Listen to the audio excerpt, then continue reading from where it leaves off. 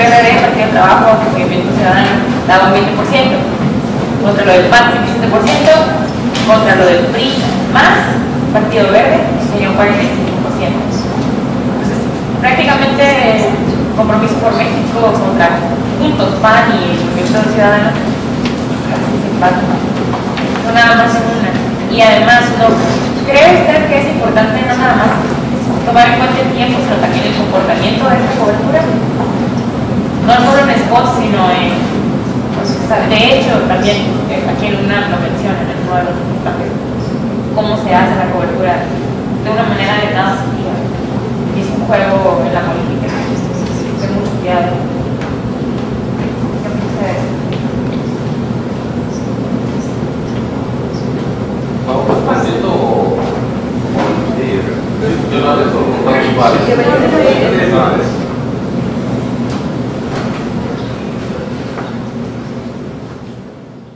Claro que sí.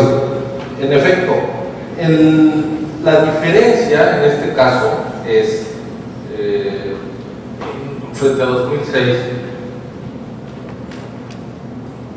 la distribución del tiempo.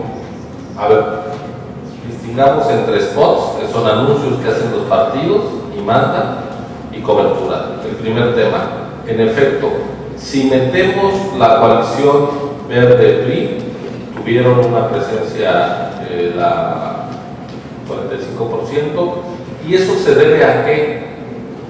Al buen resultado de 2009 y a una fórmula pactada por todos los partidos. ¿Sí?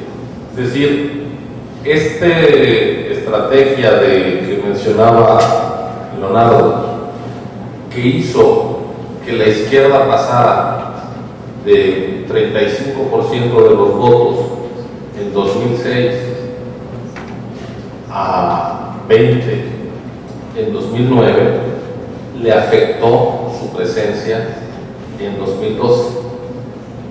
Entonces, la ventaja que tiene la fórmula esta es que está claro cuánto le toca a cada quien y no el resultado de componentas de cada partido con los medios y del dinero que tenga.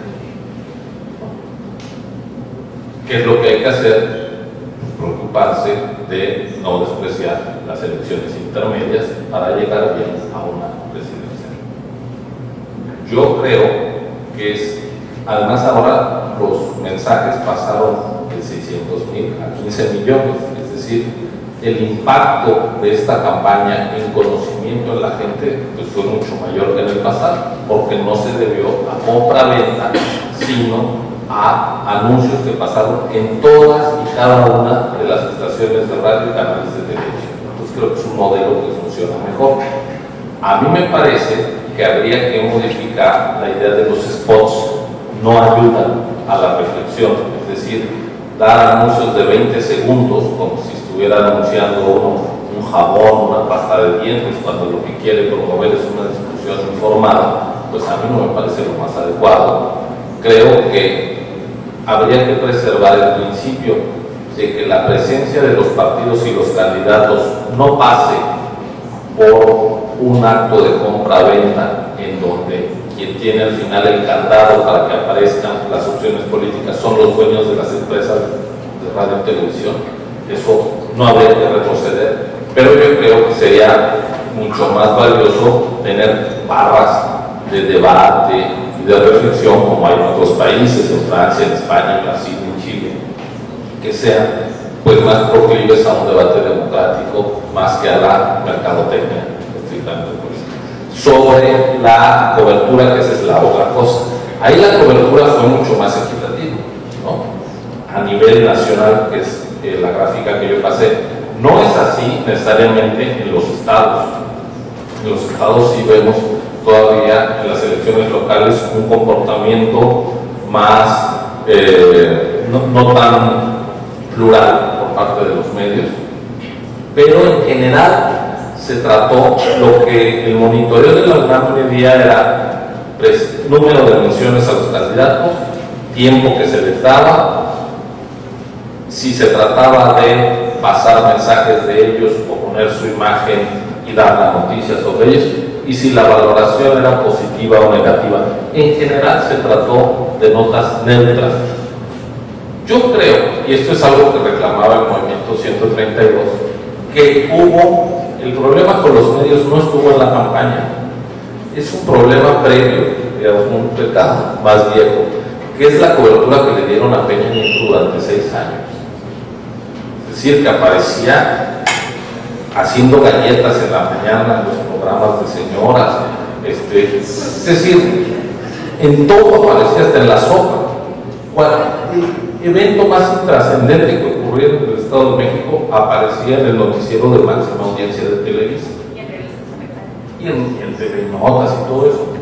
Ahora, eso fue visible, creo yo, desde el inicio del sexenio.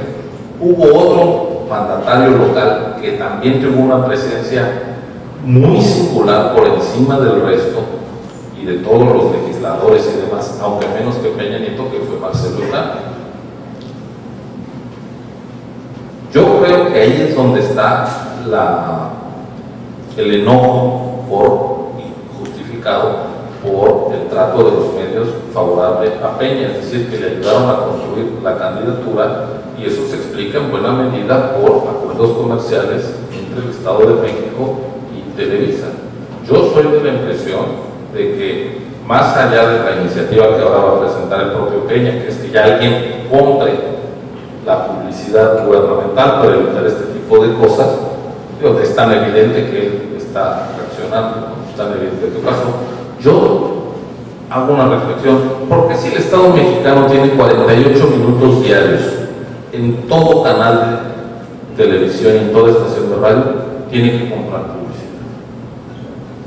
Yo creo que se debería de prohibir, nada más se presta a la corrupción, a un manejo poco transparente entre medios y políticos, y que el Estado mexicano deje de comprar publicidad de radio y televisión porque hay 48 minutos. Si hay que hacer campañas de salud, de vacunación, de educación, hay esos 48 minutos que se usen bien y que se acabe con este tráfico de dinero. Entonces, yo creo que la campaña transcurrió bien.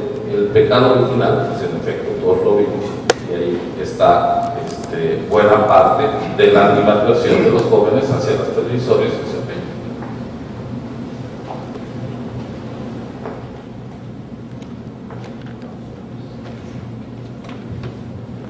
Hola, ¿qué tal? Mi nombre es Carlos Alarcón.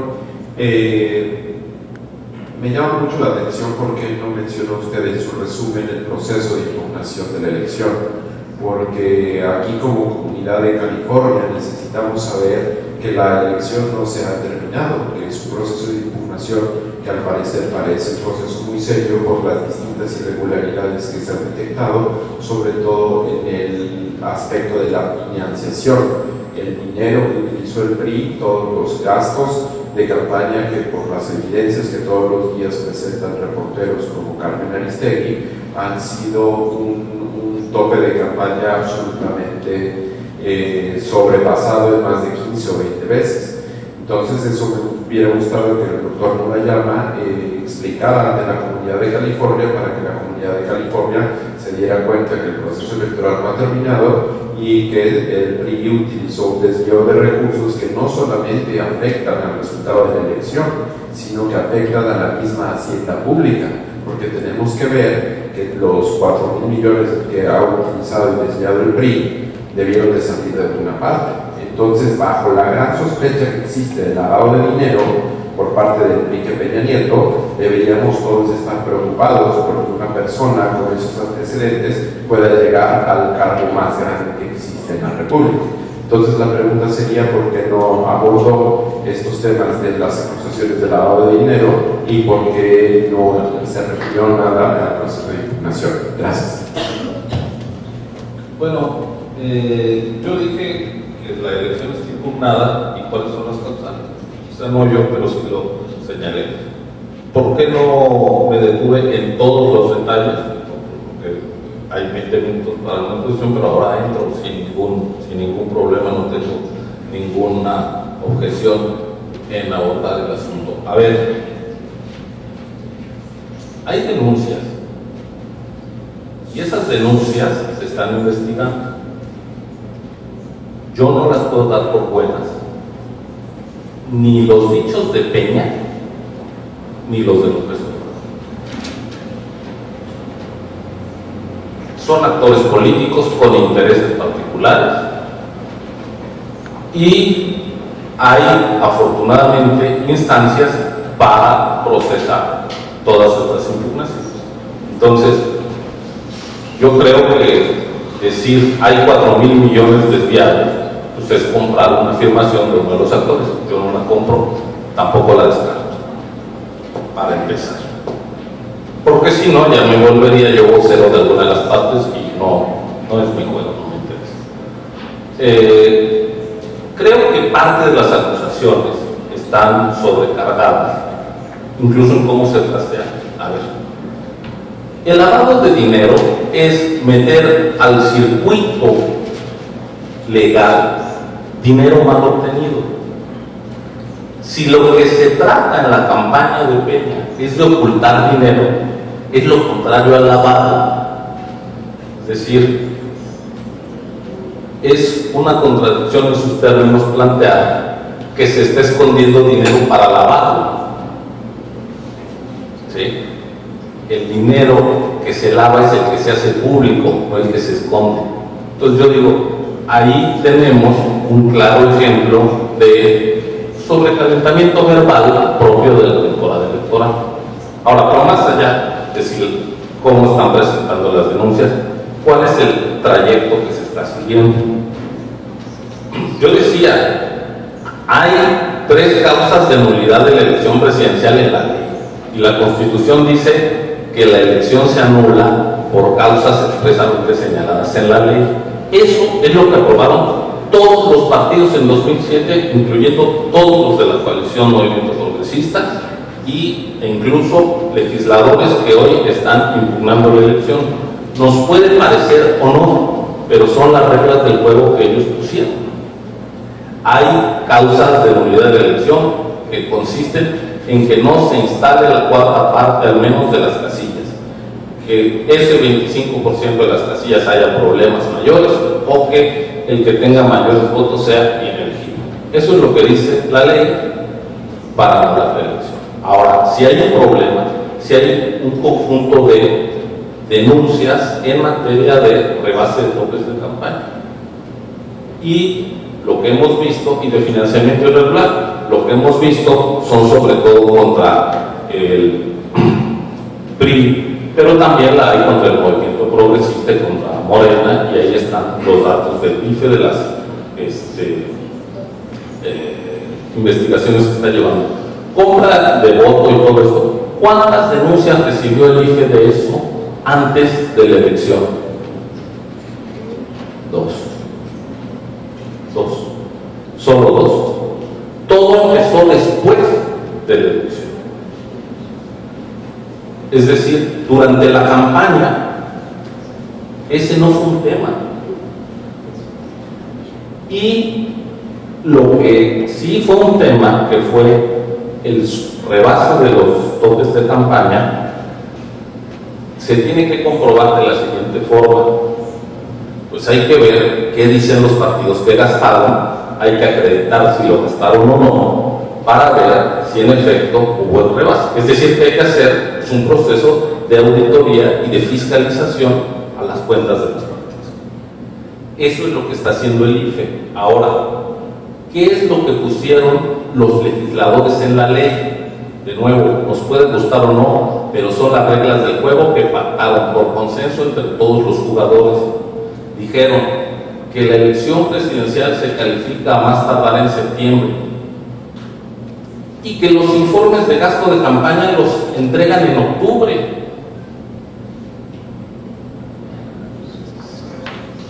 Es decir, tan no consideraron que el tema del financiamiento era un elemento para anular la elección, que lo pusieron que iniciara la fiscalización después de calificada la elección. Nos puede parecer absurdo, nos puede no gustar, pero es lo que ellos pactaron, es lo que está en la ley.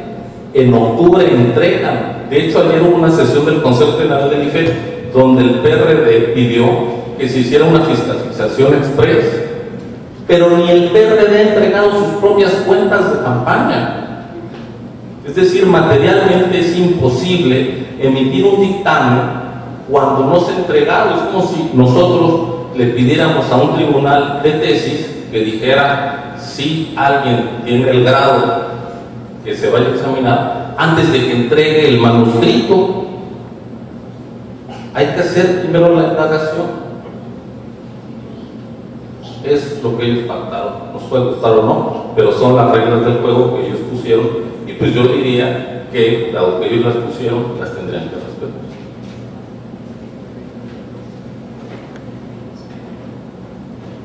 Mi nombre es Erika Valencia.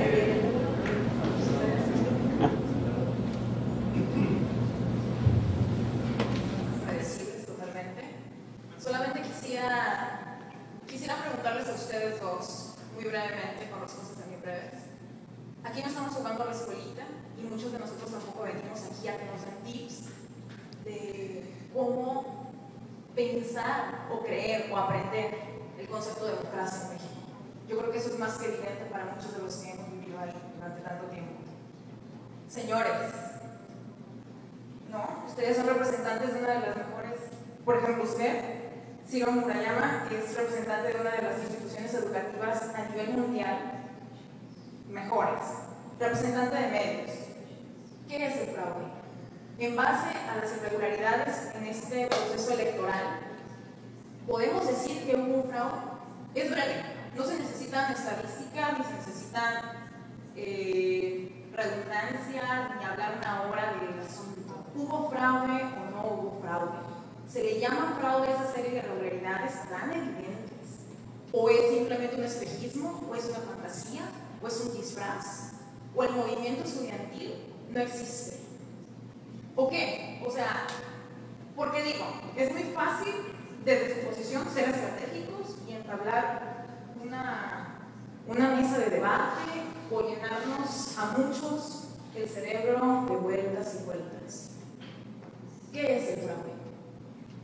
¿Cómo se define? Porque tal vez yo soy muy ignorante y no aprendí bien en la escuela y tal vez esto es una fantasía. Gracias.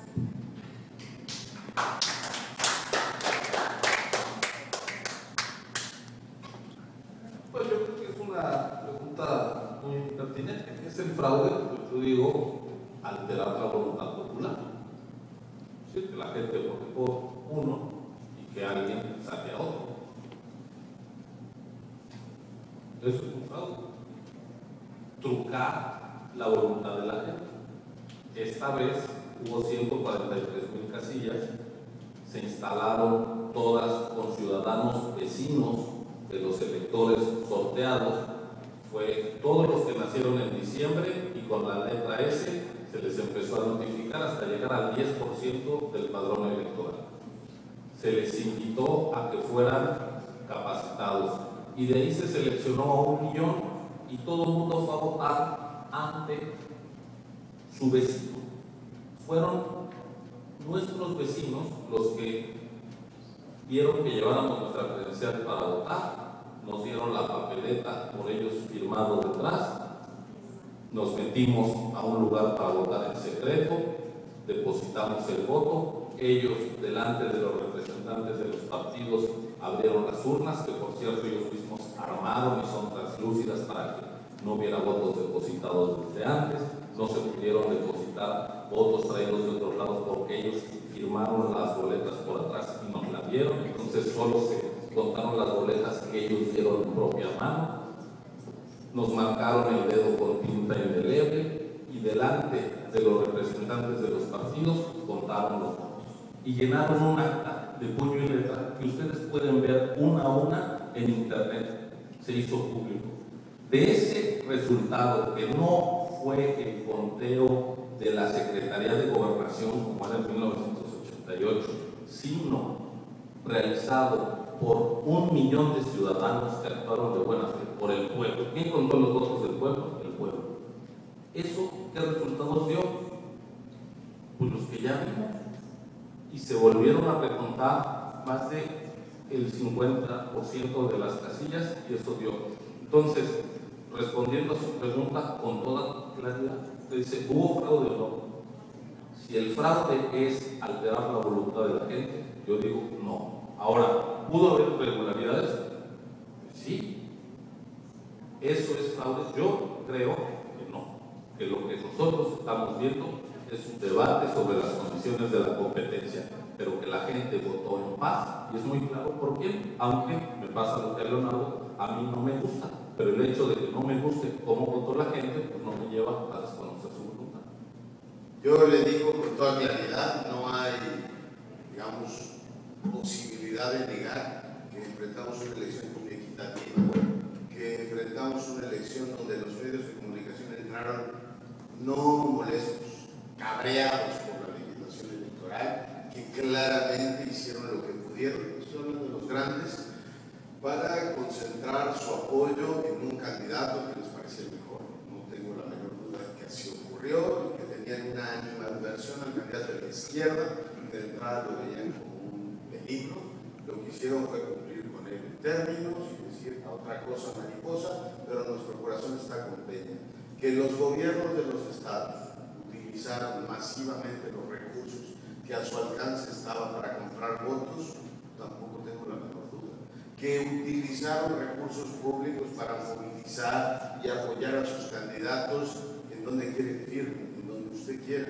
Yo no tengo la menor duda de que todo eso ocurre. Y creo que tiene graves problemas de calidad la democracia mexicana, y eso genera una inconformidad enorme. Lo que no puedo como habitante de la Ciudad de México, porque me tocó ver que se gana con el 60%, con prácticas muy similares a las que critican que hace el PRI del lado del Estado de México, que es entregar programas sociales y todo lo demás, lo que no veo es que se haya podido mistificar la voluntad de, ¿cuántos fueron? 19 millones que votaron por Peña, 18 millones, y que todo eso responda a una operación. Sociológicamente se ha demostrado que en las regiones más pobres del país, en los distritos donde se reparten comunidades y donde el gobierno federal panista, no priista, pudo haber incidido en favor de su candidato, ganó López Obrador, ganó Oaxaca, ganó Guerrero, en la Ciudad de México la pasó. Es una buena pregunta, pero es porque hay unanimidades de ese tipo en la ciudad más abierta y pluralista del país. El que haya ganado el PRI en Guadalajara, el que haya ganado el PRI en Chihuahua, el que haya ganado el PRI en otras partes del país, yo creo que nos debe hacer formularnos preguntas diferentes. Es decir, ¿qué está pasando en el país? Que un desgaste tan enorme lo paga el partido de la derecha, una factura enorme en términos de credibilidad, muy merecida por lo demás, y sin haber ejercido todavía el gobierno de la izquierda, el nacional, esté pagando la factura tan alta. Yo creo que esa es la pregunta que hay que formularse. No creo, por tanto, que haya podido operar fraude masivo en Jalisco, no me explico. Entonces, ¿cómo ganó el PRI ahí? En unas, digamos, ¿cómo se llama? Sociedad de clase media. Compraron los jaliscienses que dijeron, no voten por el PAN, que era el que los gobernaba, voten ahora por el PRI. Sí me resulta difícil dar, mi edad ya no doy saltos acrobáticos tan rápido, decir, claro, si el proceso mental para decir que hubo fraude de una cosa a otra es complicado. Por tanto, yo creo que la elección tuvo esas características, pero hablar de fraude a esas alturas no creo que sea efectivamente lo correcto.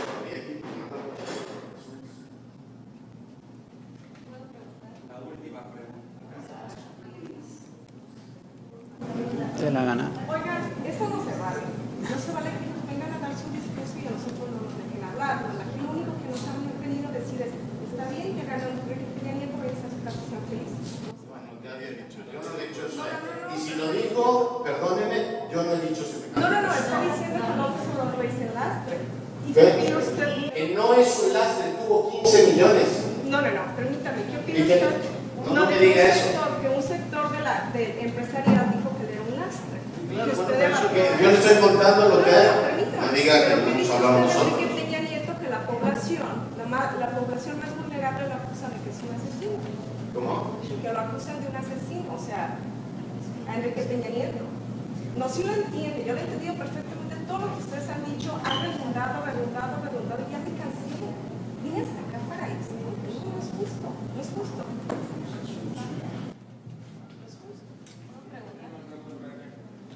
Una pregunta para responder. Yo estoy dispuesto a responder todo. Lo único que no le garantizo es que mi respuesta le guste. Eso sí me puedo garantizar. Sí, buenas noches, maestro. Pues usted estaba hablando sobre la democracia, ¿verdad?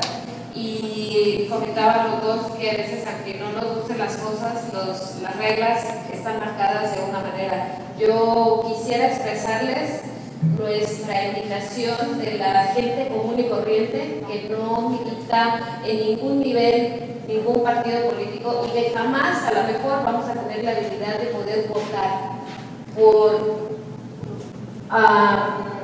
por defender la dichosa democracia. Usted, maestro, comentaba de que la democracia era... sí, usted dio una definición de democracia, pero más bien de la democracia directa. Y nosotros lo que estamos viviendo y lo que nos causa mucha indignación y frustración es la democracia indirecta y representativa que nos tiene cautivos el pueblo. A la gente que está sufriendo la pobreza, a los que estamos desterrados, etcétera, etcétera. Me gustaría saber, dentro de su postura, de dejar en claro las reglas, si hay una manera, dentro de las reglas todavía, en la que el pueblo pueda buscar esa respuesta de democracia, no la democracia de la que está representando el sistema, sino la democracia a la que realmente sean beneficiados todos dentro de este proceso. ¿Cómo ustedes pudieran ver una respuesta a nosotros que estamos totalmente indignados? No porque se hayan seguido las reglas como lo mostraron ustedes, pero sí por la gran incongruencia que hay. Yo estoy también indignado, igual que usted. El problema es que a lo mejor no vemos las cosas exactamente igual. A mí, ¿sabe qué me genera un gran problema? Me indigna ver que exactamente los mismos personajes que estuvieron, revisen nada más los coordinadores parlamentarios fuera de lógicas políticas. O sea, yo no sé qué opinión les merezca a ustedes que Mario Fabio Beltrones y Emilio Gamboa, viejos conocidos, regresen a ser los coordinadores del PRI. Dices, toda esa democracia que lo que hace es legitimar un proceso de representación es para que estén los mismos. Es increíble. Pero le echo un vistazo al PAN y digo, a ver, Cordero, el que perdió la interna va a ser el coordinador de los senadores.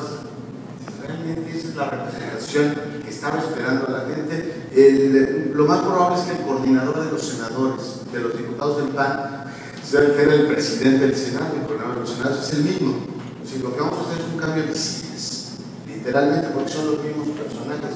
Pero ya le echaron ustedes un vistazo a quién va a ir por la izquierda. El coordinador de los senadores va a ser Manuel Camacho, que entró a la fiesta, no sé si usted lo sabe, porque quitaron a un candidato que había entrado por la cuota joven. Le dijeron, ¿sabes qué? Como tenemos que asegurar parte del movimiento 132, porque es la representación de los jóvenes, que un personaje como Manuel Camacho esté ahí para que coordine la bancada, tuvo que entrar Manuel Camacho.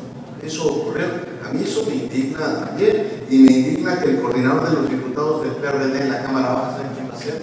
Martí Vázquez, el que compitió por ser jefe de gobierno, después quiso ser jefe delegacional en Iztapalapa y ahora va a ser la política constitucional de la izquierda.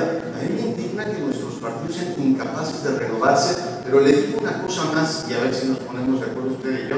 Me indigna que sus bases no se los pidan. Los periodistas dicen, pues que Beltrones sí lo entiende. Y los panistas dicen, bueno, pues quién va a ser más que Cordero. Y la izquierda calla dócil ante eso. Es decir, oigan, ¿cómo nos ponen a Manuel Bartlett? ¿O cómo nos ponen a Manuel Camacho, que era el regente del sanchismo? Y además se dan el lujo de decir,